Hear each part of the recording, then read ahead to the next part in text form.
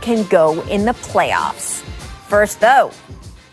So the Utah Jazz absolutely clocked the Lakers last night, at one point leading by as much as 29, and it honestly wasn't even that close. Afterward, there was a rush of people proclaiming that the game didn't mean much. LeBron James said, quote, "This won't define who we will be for the rest of the season and for the long haul." And he is right. The Lakers are missing 2 of their 5 starters during a rough section of the schedule. And on the Utah side, well, even Donovan Mitchell has been reminding people that being good in February does not guarantee being good in June. Yes, the Jazz have won 22 of their last 24, but they also had a stretch of winning 21 of 23 back in 2018, and they still got their butts handed to them in the second round of the playoffs that year. And all of that is smart and reasonable analysis. But here is what is also true. If you have not climbed aboard the rolling, rollicking freight train that is the Utah Jazz experience this season, boy, are you missing out. This team has all the bells and whistles. A young superstar who's as inspiring off the court as he is on it. A 2-time, maybe soon to be 3-time Defensive Player of the Year. The NBA's leading 6th man and one of the league's most crafty coaches. Despite having already played the toughest part of their schedule, the Jazz are not just top 5 in the league in offense, they're top 5 in defense too, which is saying something in a season where some other teams' entire defensive strategy seems to be just rolling over and playing dead. Is it working? Are they gone yet? Anyway, that is certainly not the Jazz, whose connectedness on that end of the floor is pretty dazzling. Rudy Gobert, obviously the key there. Not only does he have tremendous instincts as a defender, we don't talk enough about the fact this man has a wingspan of nearly 8 feet. Can you picture one of those giant Humvees in your mind? Yeah, Rudy Gobert's arms stretch wider than that, and not even just by a little bit. Good luck getting past him. Meanwhile, no team in the league is better at smothering an opponent at the 3-point line, and no team in the league is better at brandishing the 3-ball either. The Jazz just set a record making 53s over their last 2 games. In fact, Utah leads the league in both 3s attempted and 3s made, spreading out and exhausting opponents so thoroughly they may want to start putting some cots and blankets in the visitors' locker room. So what is the steam engine that's powering this locomotive? Some of it is flat-out talent. In addition to the stars, and yeah, Shaq, Donovan Mitchell is a real one, the front office has put together a deep roster where guys like Jordan Clarkson are playing the best ball of their career, and others, like, say, Derek Favors, have bought into adjusted roles. And a lot of it is also continuity. Yes, Mike Conley recently missed 6 games with hamstring issues, but as a whole, the Jazz have remained largely healthy. They've only played 3 starting lineups all season. Compare that to the Nets and Rockets, who've each had to play 19. And that continuity actually extends even further back. We all remember last year when Gobert became the first NBA player to test positive for COVID, acting carelessly enough along the way that it caused real divisions inside the locker room.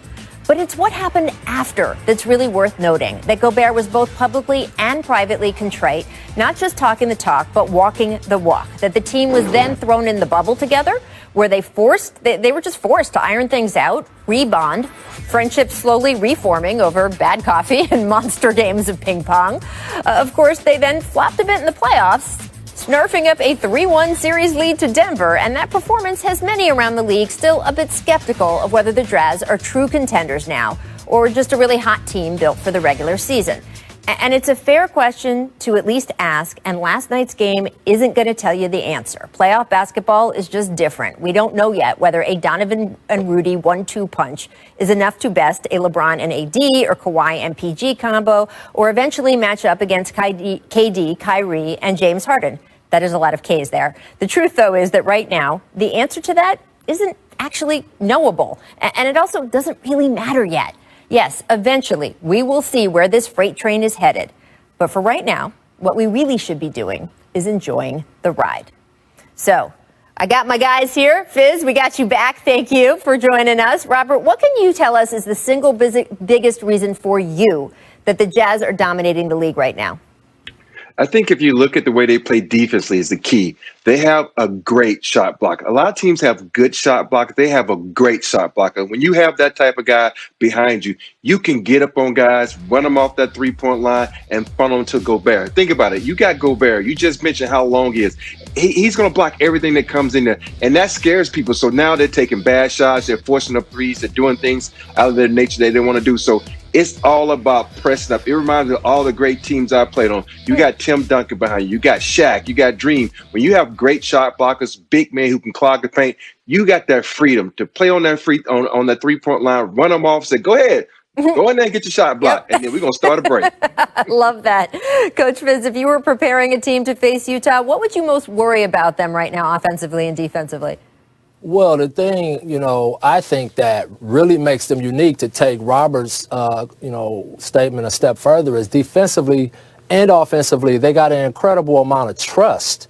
And what I mean by that is, yes, you got a great shot blocker back there. You got a guy that can run people off and block shots and let you play the 3-point line.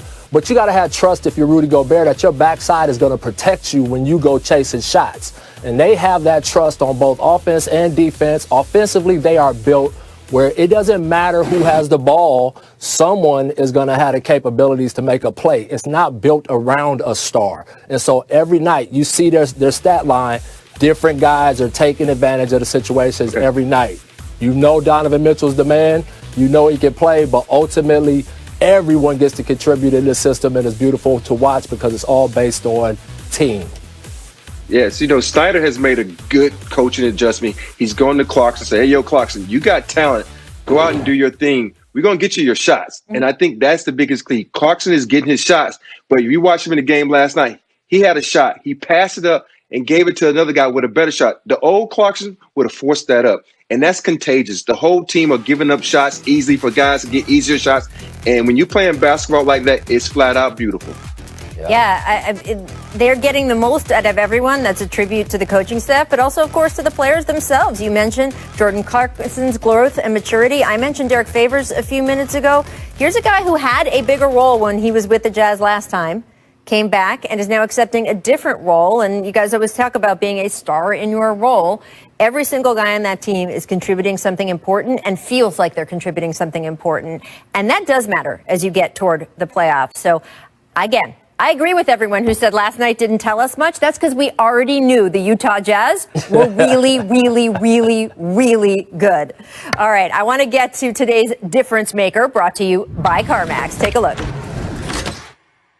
CJ McCollum, not only one of the best guards in the NBA, he's also one of the most vocal advocates for the advancement of social justice in the league. Now, recently, CJ has focused his efforts to help end voter suppression. CJ, welcome back to The Jump. I want to hear a little bit more about that before we get started with basketball stuff. What have you been working on lately? I'm working on a lot of different things. I think, obviously, education has always been a main focal point on things that I've wanted to accomplish in terms of educating the youth and kind of uplifting those who don't necessarily have a voice, and being able to join the Social Change Fund. We've been working on a lot of different things in terms of supporting our neighborhoods and figuring out ways to not only educate them about things like vaccinations, like the importance of voting, like some of the things that are happening to our brothers and sisters out here in terms of unfair trials, unfair stops and things of that nature with police and law enforcement, but also trying to kind of bridge that gap and bring people together so that we better understand how to coexist with people of authority. Yeah. Those are a lot of things we've been working on, while also trying to provide resources to our schools and to our communities. I mean, we just had an election where the national discussion got so much attention, but it really is on the local level where most people's lives are affected, right? What they know, how they're able to interact with their local government officials, with the police. It's just so important. And the more knowledge you have, the more power, right? Absolutely. And I think that's what we're trying to get across to our kids and our brothers and sisters in our communities, is that we have to educate each other on what's available to us from a usage standpoint, but also how to maneuver and how to kind of behave in a way in which, that kind of puts us in a position to be successful down the road. And look, I do want to talk about your time on the court. It's a little hard for me, CJ, because you're out injured